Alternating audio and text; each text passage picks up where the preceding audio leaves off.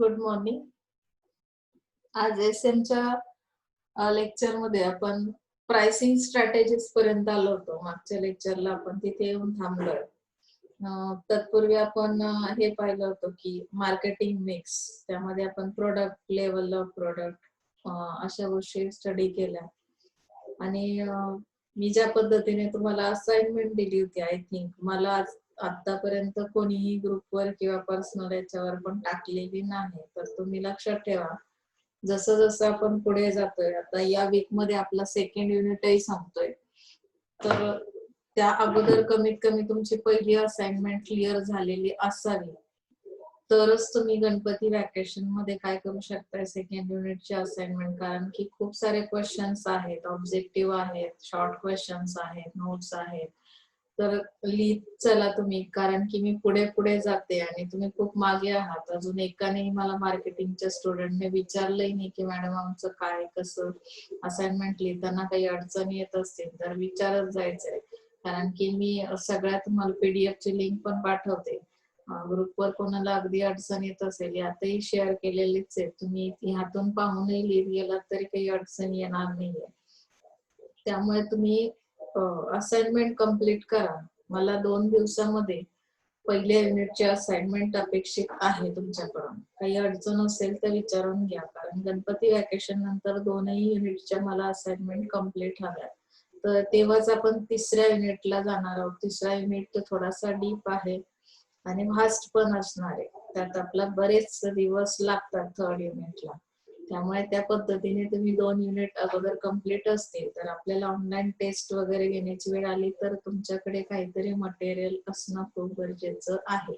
Okay, so आपण आज pricing strategies related discussion करतोय. मार्केटिंग हा विषय खूप एन्जॉय करण्यासारखा आहे. फार सिरियस होऊ नका. असाइनमेंटचा विषय मॅडमने सुरुवातीलाच घेतला आणि खूप टेन्स मध्ये गेलोय, कसं करणार काय. मी लिंक वगैरे टाकेन तुम्हाला ग्रुपवर, त्या पद्धतीने प्रिपेअर करा. ओके, तर मार्केटिंग हा एन्जॉयचा विषय का आहे, कारण की आपल्याला इथे खूप सारे प्रोडक्ट्स, त्याच्या प्राइसेस, त्यानंतर किती अफोर्डेबल आहे ते 5 A's तर मी तुम्हाला शिकवणारच आहे. पण इथे आपल्याला ते जे काही मटेरियल त्यांनी सांगितलंय की प्राइस म्हणजे मार्केटिंग मिक्स मध्येच तुम्हाला हे सगळं स्टडी करायचं आणि ते खूप इंटरेस्टिंग आहे बघा तुमच्यासाठी. की आता साधं तुम्हाला सिंपल एक पेन घ्यायला मार्केटमध्ये गेला तर तो किती प्राइसला आहे. कधी कधी शॉकिंग होतं, तुम्ही हॉरिबल एक्सपिरियन्स असं म्हणतात की मी तर कधी विचार केला नव्हता एवढे महाग पेन कसे मिळतात. काही लोक म्हणतील की नथिंग, म्हणजे त्यांना काहीच वाटणार नाही. ते उलट म्हणतील ह्यापेक्षा आणखी एक्सपेन्सिव्ह असेल तर दाखवा. प्रत्येकाचा एक्सपिरियन्स डिफरंट, प्रत्येकाचं सगळं काही. मग हे सगळं कसं काय चालतं मार्केटमध्ये, मग त्याच्यासाठी कुठल्या स्ट्रॅटेजीज वापरल्या जातात, प्राइस ही लोक कशी ठरवतात, ती फिक्स करण्यापूर्वी काही गोष्टींचा विचार केला जातो का, असे क्वेश्चन माझ्या माइंड मध्ये. मार्केटिंगचा मी स्टुडंट आहे तेव्हा मला तसे प्रश्न पडणं साहजिक असणार आहे, बरोबर की नाही. म्हणजे ज्या काही प्राइसिंग रिलेटेड स्ट्रॅटेजीज आहेत, ऍज अ मार्केटर म्हणून मी माझ्या प्रोडक्टची प्राइस कशी ठरवणार आहे की ज्यामुळे माझ्याकडे जास्तीत जास्त कस्टमर येईल. प्रत्येकाने हा विचार करायचा. ओके, मग त्या प्राइसिंग स्ट्रॅटेजीज आपण आज स्टडी करतोय. Very important part in marketing.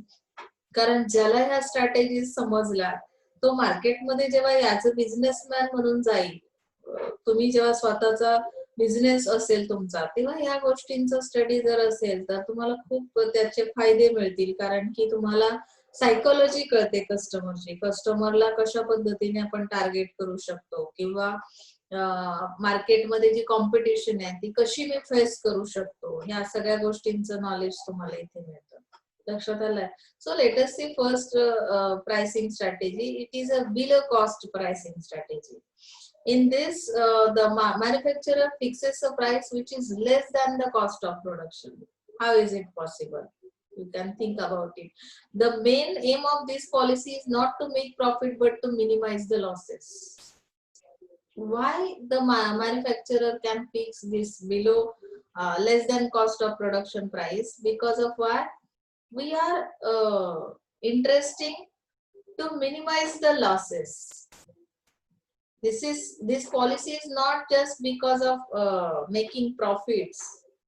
म्हणजे काय की ही जी मी कॉस्ट प्राइसिंग बिलो ठेवलेली आहे म्हणजे प्रोडक्शन साठी मला किती कॉस्ट येते. सपोज आता इमॅजिन करा, मी जसं तुम्हाला मागे एक एक्झाम्पल सांगितलं होतं की एक चॉक आहे, त्या चॉकला मला प्रोडक्शन, त्या चॉकचं प्रोडक्शन करताना म्हणजे काय की त्यासाठी ज्या नेसेसरी थिंग्स इन्ग्रेडियंट्स मी यूज केले, काही केमिकल असतील, मटेरियल असेल, रॉ मटेरियल, त्याच्यासाठी ओवरऑल मला कॉस्ट किती लागेल, बरोबर. अभी अगर हम सोचते कि 10 रुपीज कॉस्ट में वो एक चॉक बन गया या चॉक का एक पैकेट बन गया, इमेजिन करो, let us consider about that. तर मग त्यापेक्षा 10 रुपीज पेक्षा बिलो कॉस्ट प्राइसिंग माझी आहे, म्हणजे मी 9 रुपीजला सेल करते. म्हणजे मला इथे काय होतंय की 1 रुपीज तसा माझा लॉस आहे, पण माझं एम इथे हे नाही की मला प्रॉफिट कमवायचंय. मग नक्की कशासाठी ही पॉलिसी आपण अप्लाय करतोय. तुम्ही म्हणाल मॅडम जर आपल्याला प्रॉफिट हवंय, मार्केटमध्ये जोही बिझनेसमॅन येतो तो प्रॉफिट कमवण्यासाठी येतो, मग ही असली प्राइसिंग स्ट्रॅटेजी का आणि केव्हा आपण अप्लाय करू शकतो. नेक्स्ट थिंग बघा इथे, this policy is used when the demand for the product is less or elastic. जेव्हा त्या प्रोडक्टची मार्केटमध्ये डिमांडच असणार नाहीये किंवा इलास्टिक म्हणजे काय असेल की कधी असते कधी नसते, कस्टमर जो आहे तो डिमांड करत नाहीये.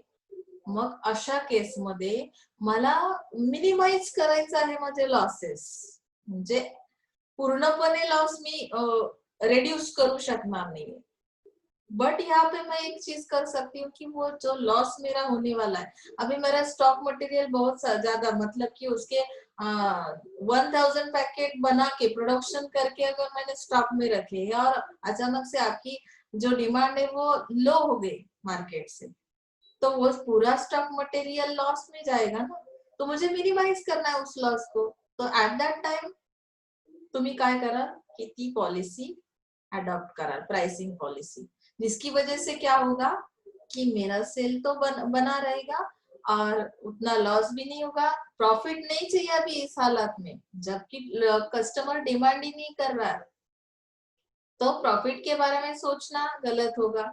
लेकिन मुझे लॉस में भी नहीं पूरा जाना है, एटलीस्ट मुझे मिनिमाइज करना पड़ेगा उस लॉस को. तो ऐसे हालात में हम लोग ये स्ट्रैटेजी अप्लाई कर सकते हैं. It is also used when the product is outdated, defective or out of fashion. So this is a proactive pricing policy. जैसे कि हम लोग सोच रहे थे ना कि क्यों करनी ये प्राइसिंग पॉलिसी कब अप्लाई करनी, तो यहाँ पे उन्होंने बताया कि एक बार आपका प्रोडक्ट आउटडेटेड होगा, जैसे कि अभी मोबाइल का आप सोच सकते हो कि मोबाइल में जैसे कि नए नए 3G आ रहा है, 4G आ रहा है, तो उसमें क्या हो रहा है कि अपडेटेड वर्जन्स आ रहे हैं. तो मेरा जो पुराना वाला ओल्ड वर्जन है उस टाइप का प्रोडक्ट मेरे पास बचा हुआ है, तो मुझे उसे भी तो सेल करना है अभी. फिर अगर मैंने इतने कम below cost pricing policy apply की, तो शायद कुछ कस्टमर ऐसा भी सोच वाला है कि अगर मुझे बहुत कम इसमें दाम में वो प्रोडक्ट अवेलेबल हो रहा है, तो क्यों ना मैं अपने बच्चों के लिए लूं, जो कि टच स्क्रीन वाला मोबाइल नहीं है. ऐसा अगर हमने समझा, अभी के तो सब टच स्क्रीन के मोबाइल ही बच्चे भी, छोटे बच्चे भी यूज कर रहे हैं, लेकिन फिर भी हम बच्चों को खेलने के लिए ऐसा सोच के भी वो प्रोडक्ट ले सकते हैं कि बहुत कम दाम में मिल रहा है. तो शायद ये हो सकता है. कभी कभी डिफेक्टिव प्रोडक्ट्स भी रहते हैं, डिफेक्टिव यानी कि मॅन्युफॅक्चरिंग के वक्त ही उसमें डिफेक्ट आ जाता है. जसं तुम्ही बघता की नाही एखादा ड्रेस मटेरियल लेडीजला माहितीये की बऱ्याचदा ते ड्रेस मटेरियलचा कलर डिझाईन खूप सुंदर अतिशय तुम्हाला आवडतो, पण त्यामध्ये एखादा डिफेक्ट पॉइंट असतो की कुठेतरी त्याला होल आहे किंवा कुठेतरी डिझाईन निघालेली आहे किंवा एखादा बटन निघालेला आहे, मग तो डिफेक्ट आहे, तो मॅन्युफॅक्चरिंगच्या टायमिंग मध्ये आलेला असेल किंवा तुमचं ते प्रोडक्ट आउट ऑफ फॅशन आहे, म्हणजे ती फॅशन आता मार्केटमध्ये राहिली नाही. म्हणजेच काय झालं, डिमांड लो झाली आणि इलास्टिक झाली. म्हणजे कधी कधी लोक घेतात किंवा घेऊ पण नाही शकत. अशा दोन पद्धतीच्या सिच्युएशन्स जेव्हा येतात तेव्हा ही below cost pricing strategy apply करा. त्यामुळे काय होईल, मिनिमाइज करता येतील लॉसेस आणि इथे प्रॉफिट नाही मिळालं तरी सुद्धा चालणार आहे. Is that clear? Next thing बघा, pricing as per customers ability to pay. अभी हमें यहाँ पे ये देखना है, देखो कि वो कस्टमर कितना एबल है हमारा प्रोडक्ट परचेस करने के लिए. जैसे कि हमने मार्केटिंग रिसर्च सीखा ना अभी स्टार्टिंग में, कि मार्केटिंग रिसर्च में हमें कस्टमर की जो क्लासेस है, middle class customer, higher class customer, lower class customer, तो उसकी इकॉनॉमिक कंडिशन के बारे में उस क्लास के हिसाब से हम जान सकते हैं. तर त्याची इकॉनॉमिक कंडिशन कशी आहे, तो पे करू शकेन का, म्हणजे त्या पद्धतीने मला प्राइस फिक्स केली पाहिजे ना. मी टार्गेट कुठल्या कस्टमरला केलंय, सपोज आता मी टार्गेट केलेला कस्टमर मिडल क्लासचा आहे आणि माझ्या प्रोडक्टची प्राइस खूप एक्सपेन्सिव्ह आहे, जो की तो एबलच नाही ती परचेस करण्यासाठी, तर पॉसिबल नाही ना माझं सेल होणं किंवा मला प्रॉफिट मिळणं. तर मला इथे काय करावं लागेल, की त्या पद्धतीने रेट्स ठेवावे लागतील. की माझे आता सपोज मी तुम्हाला सांगितलं, की मला एखादा पेन खरेदी करायचा आहे. पेनची प्राइस आता पार्करचाच पेन माझा असेल, मी ₹100 प्राइस जर ठेवली, मी टार्गेट केलेला कस्टमर लोअर लेवलचा आहे, म्हणजे त्याची इकॉनॉमिक कंडिशनच नाही की तो ₹100 फक्त एका पेनसाठी हे करेल, एक्सपेन्सेस त्याचे असतील. तर मग अशा केसमध्ये सेलिंग कसं होणार? म्हणजे टार्गेट कस्टमरचा स्टडी केल्यानंतर मला त्याची ॲबिलिटी चेक करणं गरजेचं आहे आणि त्यानंतर मी काय करायचंय, मार्केटमध्ये प्राइस फिक्स करायची माझ्या प्रोडक्टची किंवा सर्व्हिसची. So let us see here the price is fix according to the customers ability to pay. Second thing is that the product or service is sold to the rich class, then high prices are fixed. जैसे कि मैंने अभी आपको बताया, and if it is sold to poor or middle class, then low prices are fixed. This method is used mostly by doctors, lawyers, etc. Electricity company also has different rates for domestic and industrial consumers. तो अभी services का भी उन्होंने बताया कि electricity के जो rates है, charges है, वो भी उन्होंने उसमें भी रेट्स में डिफरेंस क्या दिया है कि डोमेस्टिक एरिया के लिए कस्टमर के लिए कुछ अलग रेट्स है और इंडस्ट्रियल कस्टमर्स के लिए कुछ अलग रेट्स है. मतलब 1 यूनिट के लिए कितना चार्ज लगेगा, 2 यूनिट अगर इलेक्ट्रिसिटी यूज की तो इंडस्ट्रियल एरिया के लिए अलग चार्जेस है. रेगुलर जो कस्टमर्स है, जो घर में रहने वाले, तो उनके लिए रेट्स कैसे रहेंगे. तो इस तरह से हम क्या कर सकते हैं, प्राइसिंग एज पर कस्टमर एबिलिटी. ये प्राइसिंग स्ट्रेटेजी है. Pricing above the leaders. Now let's see. According to this method, the manufacturer fixes a price which is higher than that of the leading manufacturer of the product.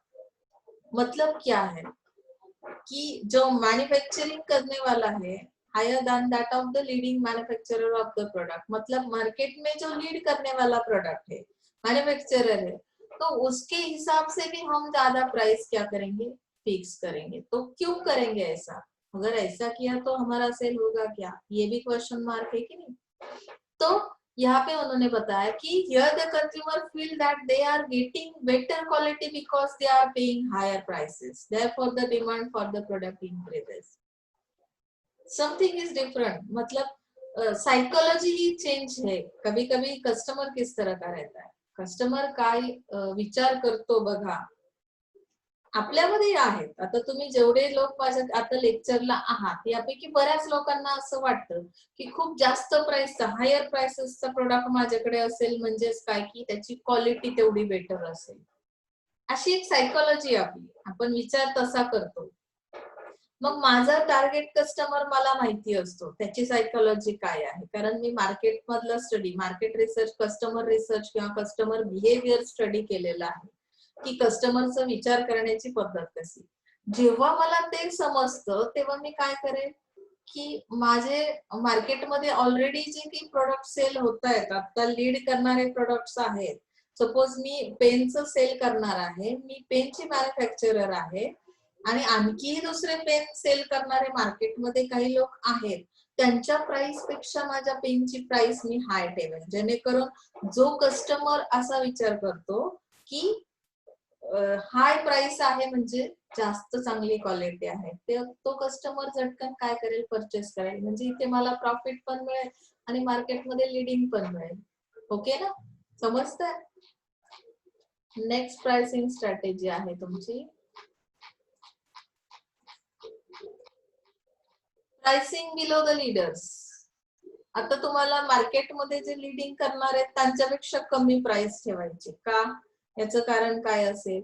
Here the consumer feel that they are paying less, therefore the demand for the product increases. काही लोक असतात नाही कंजूस, पैसे वाचवणारे. आतापर्यंत regular मी एखाद्या गोष्टीसाठी जेवढे पे करतो, आता तुमच्या डेली याच्यामध्ये की स्पोर्ट्स शूज आहेत सपोज, त्याची मॅक्झिमम प्राइस मार्केटमध्ये किती आहे, तुम्ही तेवढे पे करताय. पण एखादा नवीन कोणीतरी मॅन्युफॅक्चररने मार्केटमध्ये शूज आणले स्पोर्ट्सचे. आता आपण इथे इमॅजिन करूया की मॅक्झिमम 1000 रुपीज तुम्ही पे करत होता आणि अचानक कोणीतरी 7000 रुपीजला ते स्पोर्ट्स शूज घेऊन आलं मार्केटमध्ये. कंझ्युमर काय फील करेल? कंझ्युमर की माझे पैसे वाचतात आणि त्यामुळे तो जास्त त्या प्रोडक्टला डिमांड करेल. 300 रुपीज का मेरा फायदा हो रहा है. मार्केट में जितने सारे अभी तक प्रोडक्ट्स है, जितने सारे मैन्युफैक्चरर्स है, वो क्या कर रहे हैं 1000 में वो स्पोर्ट के शूज अगर सेल कर रहे हैं तो मेरे 3000 तो बचते हैं ना. तो ज्यादा प्रोडक्ट को डिमांड की जाएगी और मेरा प्रॉफिट बढ़ता जाएगा. सो कभी कभी हमें प्रॉफिट भी मिल सकता है इसमें pricing below the leaders. Okay. One price policy. What is this? Here the manufacturer charges the same price for all the customers and at all places. In this method there is no bargaining or favoritism and the price and terms of sale are fixed. बऱ्याचदा आपलं काय होतं बघा की मी जर 1000 रुपीजचं purchasing केलं एखाद्या shop मध्ये, मी लगेच काय बोलतो की मी रेग्युलरचा कस्टमर आहे, एवढं काही घेतलंय तर थोडा डिस्काउंट द्या ना. आणि न्यू कस्टमर आला की तो सेलर जो आहे ना, तो मॅन्युफॅक्चरर काय करतो म्हणजे ज्यांच्या थ्रू सेल करतात त्यांच्याकडे आता मॅन्युफॅक्चरर प्रत्येक वेळी स्वतः सेल करत नाही, मग सेलर काय करतात की न्यू कस्टमर आहे मग त्याला कुठल्याही पद्धतीचे डिस्काउंट द्यायचे नाही, ऍज इट इज प्राइसला सेल करायचं. पण बाहेर मार्केटमध्ये त्याची चर्चा होते बघा. कधीतरी ही दोन लोक एकमेकांना ओळखत असतात. कुठल्या शॉप मधून आणलं, आता समजा आपण स्पोर्ट्स शूजचं एक्झाम्पल कंटिन्यू करूया. स्पोर्ट्स शूज मी काय केलं की जे माझे रेग्युलर कस्टमर आहेत त्यांना मी 1000 चे शूज 900 ला सेल केले, डिस्काउंट दिला. पण जे न्यू कस्टमर माझ्याकडे आले, जे पहिल्यांदाच माझ्याकडे तो प्रोडक्ट घेण्यासाठी आले, त्यांना मी आज इट इज 1000 म्हणजे 1000 ला सेल केलं. तर इथे काय होतं की तुमचं मार्केटिंग खराब होऊन जातं. पण वन प्राइस पॉलिसी काय करते की बार्गेनिंग किंवा फेवरेटिझम कोणालाच देत नाही. वन प्राइस पॉलिसी मध्ये सगळ्यांसाठी सेम प्राइसला तो प्रोडक्ट असणार आहे. म्हणजे तुमच्या price and terms of sale म्हणजे काय की ज्या टर्म्स तुमच्या फिक्स केलेल्या आहेत त्यानुसारच सगळ्यांना सेम ट्रीटमेंट दिली जाईल कस्टमरला. One price policy. Variable price policy मध्ये मग डिफरंट हे जे काही आहे फेवरेटिझम वगैरे हा प्रकार येतो तिथे.